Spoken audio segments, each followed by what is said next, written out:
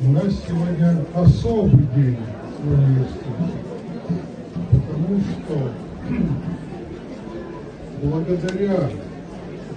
поддержке России мы очень серьезные мероприятия проводим в университете и по всей Абхазии тоже самое. Наш проект, который совместно получился,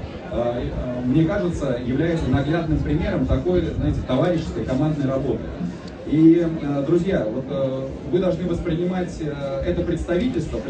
дирекции Всемирного фестиваля молодежи в качестве вашей площадки, в качестве того многофункционального центра, коворкинг-пространства, который под ваши задачи, начиная от организационных, когда вы можете прийти и поработать над курсовой работой, распечатать материалы необходимые, и заканчивая уже содержательными аспектами,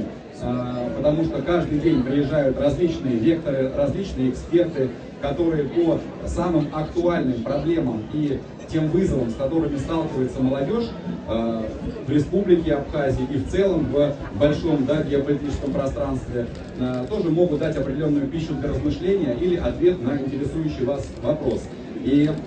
вы должны знать, что вот все ваши инициативы, которые предлагаете, а мы сделали такой чат-бот, где ребята прям максимально оперативно могут написать, и мы включаем в линейку проектов, программ, мероприятий, включаем в активности нашего представительства.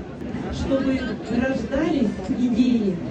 чтобы было много творчества, чтобы развивались абхазско-российские отношения на благо развития туристского кластера абхазско-российского, санаторно-курортной отрасли, предпринимательской деятельности. Мы обязательно будем приезжать к вам, Олег Алексеевич, с нашими студентами и преподавателями и реализовывать новые успешные проекты.